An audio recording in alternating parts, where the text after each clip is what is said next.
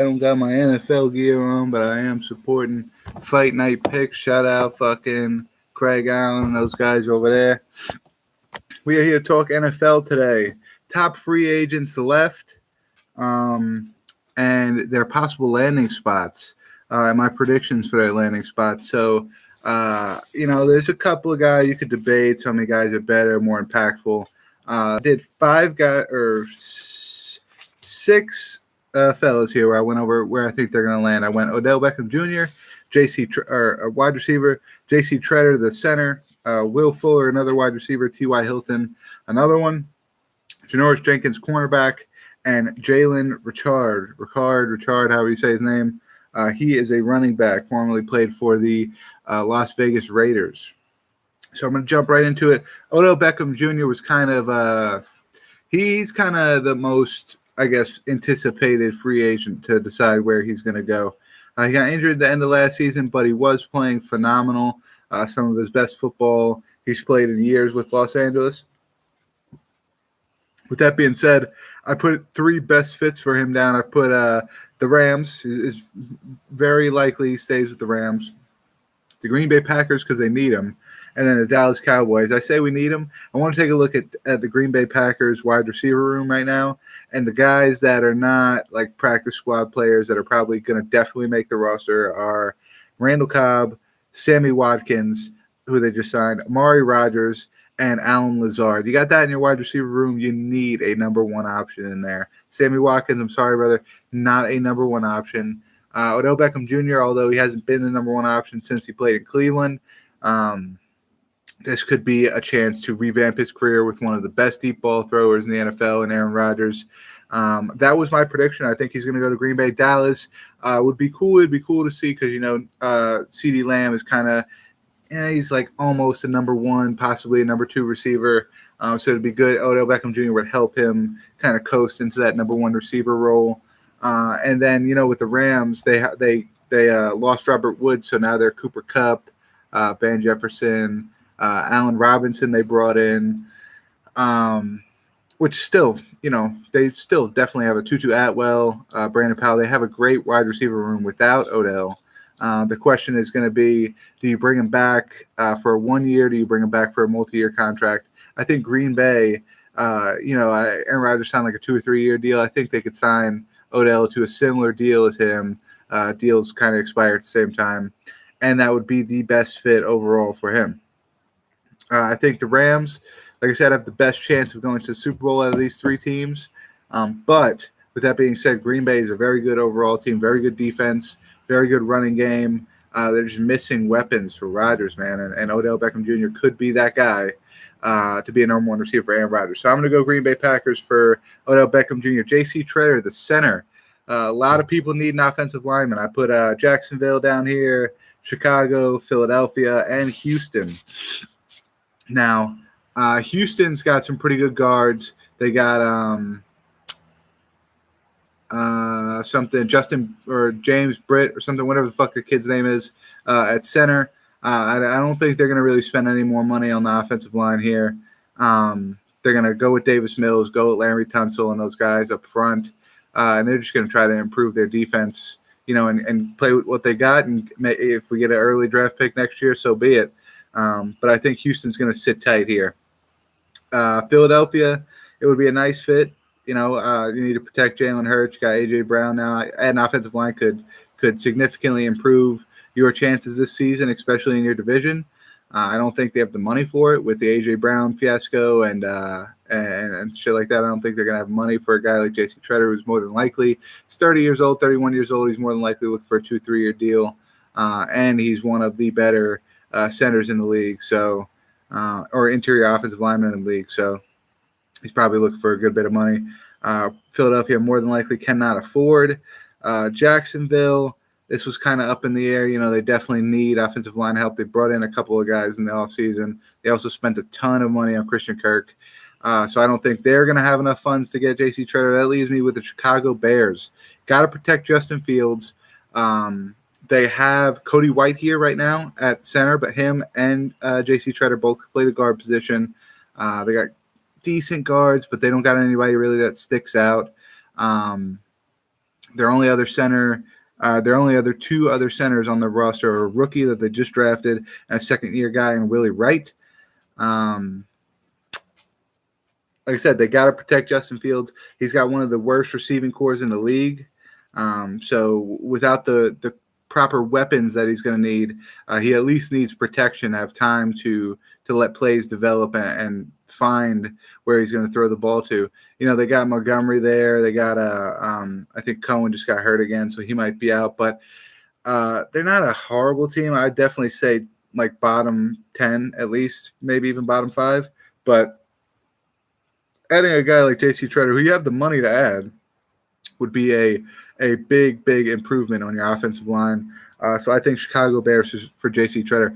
Will Fuller is a very interesting one because, we could look at Green Bay, could look at Dallas, but who I decided to put as their best fits for Will Fuller is the Chicago Bears, of course, hurting in the wide receiver room right now. Darnell Mooney, their top receiver. I think they got Javon Wims still there. They lost Allen Robinson. They lost Marquise Goodwin to Seattle. So Demary Bird, I think, is staying. But they are very, very thin at wide receiver. The Baltimore Ravens, they just lost Marquise Brown.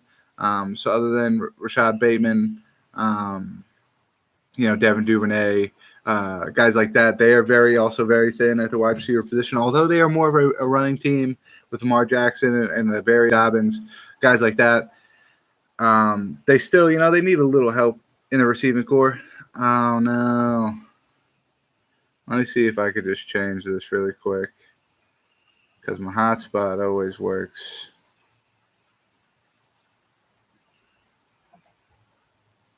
Personal hotspot. Allow others to join. It seems to have went away, but I kind of don't want to rely on it anymore. So I think I said the Bears, the Ravens. Jacksonville's another good fit for Will Fuller. They got Christian Kirk, Laviska Shenault, but they lost DJ Chark to Detroit. They are in need a little bit of a help of wide receiver. Will Fuller, coming off a few injuries in the past few seasons, probably a more affordable guy for Jacksonville. But where I personally think he lands right now is the Tennessee Titans. Tennessee Titans went away from A.J. Brown. They drafted a physical receiver in Treylon Burks, a tall, strong physical receiver, good at the 50-50 jump balls. Other than that, they have Robert Woods, which he's a great receiver. Nick Westbrook, Klein, how you say his last name, Chester Rogers, Dez Fitzpatrick, and Cam Batson. Not a lot of depth there at the receiver position, and nobody that's really got the speed. I mean, I guess Cam Batson and Dez Fitzpatrick, but they don't have any kind of speed to match up to Will Fuller. Speed to take the top off of defenses, to get the long ball. Yeah, I mean, you got Ryan Tannehill. You question his long ball throwing abilities, but when you got such a good running back in Derrick Henry and such a good running game, you need weapons. You need guys that you could throw the play action in there and throw it over the top. And like I said, you got the route runner in Robert Woods, the guy that can be shifty over the middle and shit like that. You got the physical guy in Treylon Burks. You got the kind of jack of all trades and Nick Westbrook, Chester Rogers. But as far as that speed guy at wide receiver, you don't really got him. So Will Fuller would be a perfect landing spot for the Tennessee Titans. He has dealt with a few injuries, so that is to think of. But, if you're not going to sign anybody else, you might as well give him a chance. Because if he gets injured, you still got the same guys you had prior to signing him. So you're in the same situation if you weren't going to sign anybody anyway. And if he does work out and he doesn't get injured, he could significantly help your receiving down the stretch, especially when you get down towards the playoffs. You're battling with probably Indianapolis Colts. It's going to help you down there too. T.Y. Hilton. I think I don't know why everybody sleeps on T.Y. Hilton so much. He's had great year after great year after great year. He was injured pretty much all of last season. So I guess they're kind of looking down on him a little bit in the depth chart. Colts have I will jump into the best fits first. The best fits I put was Colts because they need to they're another one of those guys that are in the bottom half of the wide receiver depth in the NFL. They're definitely bottom 10 in the NFL as far as wide receiver depth. The Ravens could be good, of course. They need weapons.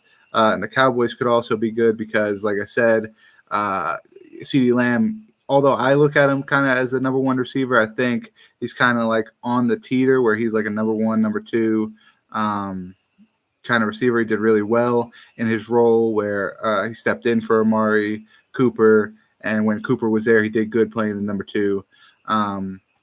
So I think bringing in a guy like T.Y. Hilton could significantly help the Cowboys. Michael Gallup, of course, going to play in the slot. But I think T.Y. Hilton stays with their home team, the Indianapolis Colts. They have Paris Campbell, Mike Pittman, Mike Scantton, Alex Pierce, the rookie out of Cincinnati, Desmond Patton, Kiki Coty, Ashton Dulin. But they need somebody, man. They last year they tried to roll with Pittman, Campbell, and Pascal, however you say his name. Pascal left, went to Philly. Now they need a third receiver. They bring in Alex Pierce at the draft. He might not be ready first year, especially not week one probably. And that just leaves you with Kiki Coty, who played in Houston. He played a pretty good slot role, so they might run with him. Other than that, man, you got a bunch of tall, physical receivers. Doolin, I guess, is kind of like a little bit of a take the top off speed type of guy. But T.Y. Hilton, there's no beating that route running that he's got. He's got, out of everybody in the Colts wide receiver room, the best route running. So I think they bring him back. I think it's a no-brainer. They need a third guy. And T.Y., why not? He was injured. Yeah, he's getting older. Give him a bargain deal. Bring him back home. That's what I say for T.Y. Hilton. Next is Janoris Jenkins. Janoris Jenkins has floated all over the league in his lifetime. I actually kind of want to look this up because, I surprised myself when I was looking this up earlier. Janoris Jenkins. He's played for a lot of NFL teams. A fuck ton of NFL teams. He got drafted in 2012. I say a fuck ton. He's got 4. I don't know what the fuck I'm thinking. He drafted in 2012 by the St. Louis Rams. Went to the New York Giants 2016 to 2019. The Saints from 2019 to 2020. And then he played for the Titans this past year. He's a really good slot corner. He can man-to-man. He sticks with almost every receiver in the league. He's got wheels on him. He's a vet. He's kind of losing a step as we speak these last few years. But he did play extremely well in Tennessee. He did play extremely well in New Orleans the year before that. So we'll see what he does this year. I think he could be a good slot corner or nickelback corner for a team in the league, or he could just be a guy that produces some depth at the cornerback positions, because some of these teams I put the best fits for, they got some corners there that you could argue, they already got a good slot, they already got a good nickel, but depth is kind of an issue for these teams. The Minnesota Vikings, the Detroit Lions, and the Los Angeles Rams. Vikings, of course, they've had their issues with corner for a very long time. They kept Patrick Peterson in the offseason. The Lions, they got a couple of young guys, but nobody really sitting in there in the slot. And then you got the Los Angeles Rams, and that's who I picked. That's who I think Janoris Jenkins goes to. He returns. He was got drafted by St. Louis. Now he returns to Los Angeles for the Rams. The Rams lost Darius Williams to Jacksonville. That was their number 2 corner. They bring back Troy Hill from Cleveland. But even these past couple of years with Williams, when they had Hill the first time, they've always struggled with depth. They always got guys that, let's just hear this cornerback room right now. We got, of course, Jalen Ramsey, number one corner. You brought back Troy Hill. That's a good pickup. You got Dante Deaton, Robert Rochelle, Grant Haley, David Long, and TJ Carter. So, some of these guys, they're quality players. They're good depth players, I would believe. But none of these guys are going to step in and make a huge difference in the slot at the nickelback. Dante Deaton being the biggest, if they don't sign Jenkins, I think Deaton is probably going to be that guy. But Signing Jenkins could significantly help the Rams on a bargain deal because now he's 15. He's in his 8th, 9th year now. He's starting to lose a step kind of in his last couple of years. So the Rams could definitely afford him. That's where I think he goes. Now, Jalen Richard, I kind of went back and forth with Jalen Richard because running backs are not really they bring in the young running backs, they draft running backs. It's not really a spot where guys think, oh, we need a running back, unless it's like a guy like Melvin Gordon. I got fucking shit falling down. Melvin Gordon or fucking, Jonathan Taylor if he were to fuck Derrick Henry, some shit like that. You know what I'm saying? Those are the guys where you would think, okay, free agency is going to go crazy. But Jalen Richard, not so much. The thing that I think helps him a little bit is he is a speedy receiving running back who can help you out a lot in the return game. So I had 4 teams that I had possibilities that could possibly want him. The LA Rams, New York Giants, Cincinnati Bengals, and the Buffalo Bills. And I kind of just broke it down to I had 2 teams I thought were the finalists for him. The Los Angeles Rams, who struggled a little bit with injuries last season. They got Cam Akers. They got Darrell Henderson. They lost Sony Michel to Miami in the offseason. So I kind of thought, maybe just to add some depth there and also to help in the return game, they could bring him in there. And then the other one that I was going back and forth with was the New York Giants. The New York Giants lost, or maybe they're going to bring him back, but they haven't brought him back yet, Devontae Booker. So their running back room right now looks like Saquon Barkley, who has been riddled with injuries for the past however many years. Also a good receiving back, which the Giants have kind of molded their offense around a running back that can receive out of the backfield because of Saquon Barkley being one of the best receiving backs in the league. Matt Breida is kind of a veteran kind of guy, speedster, but, he couldn't really do much for Miami, couldn't really do much for Buffalo. Gary Brightwell, who's going to be in his 2nd year, they'll probably use him a good bit. Antonio Williams, again, another speed guy, came out from Buffalo. I would contemplate even putting him on the roster. And then Santano Plagutsmer, how the fuck you say his name. Like kind of a couple of shiny points in his career in this most recent season.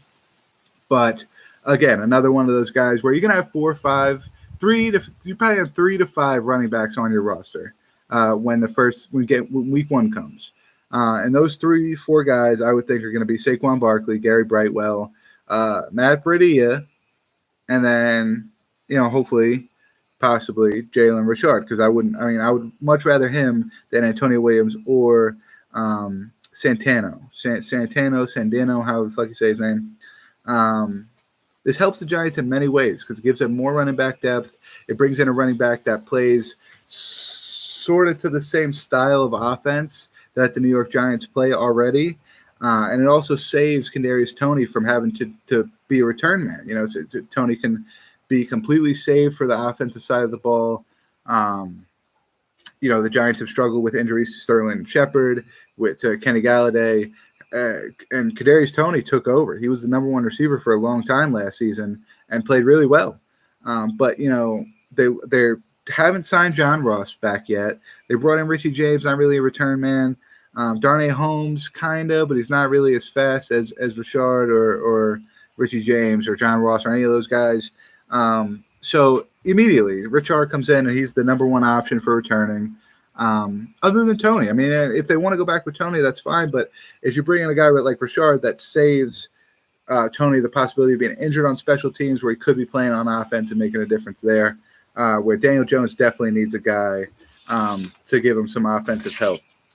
So I know there's some other guys, some other free agents that I didn't mention that possibly, like I said, could be a little bit better, or more impactful that we didn't talk about. Let me just take a look at a few so I can just throw some names out there. Like we fucked with him, we messed with him or anything. Julio Jones. I think it's kind of, with Julio, I didn't even want to really talk about it because I think it's just kind of obvious. He's either going to go back to Tennessee on a bargain deal, or he's going to go follow Matt Ryan out to Indianapolis. Landon Collins, I think that Washington would be silly not to bring him back. So there's that. Nate Solder's kind of in the latter part of his career, so who knows?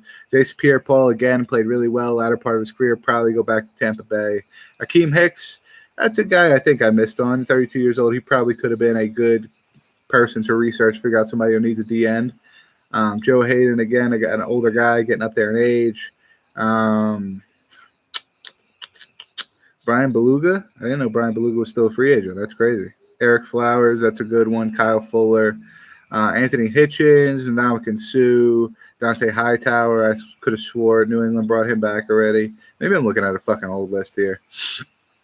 But, yeah, Rob Gronkowski. Rob Gronkowski, that's another one that I kind of didn't want to talk about just because I think it would be pretty obvious that he's either going to stay with Tampa Bay or he's going to retire. He did it. He pulled it once before. He said, I'm going to stay with Tom. If Tom leaves, I'm retired. Tom left. He retired, came out of retirement to go to Tampa Bay and follow Tom. So Tom's still with Tampa Bay.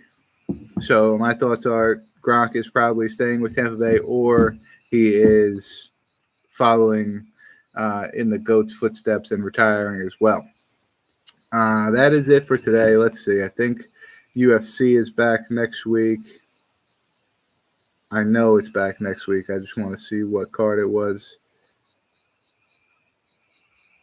Because it's not a pay-per-view, I don't think. As far as I can remember, I don't think there was a pay-per-view scheduled here.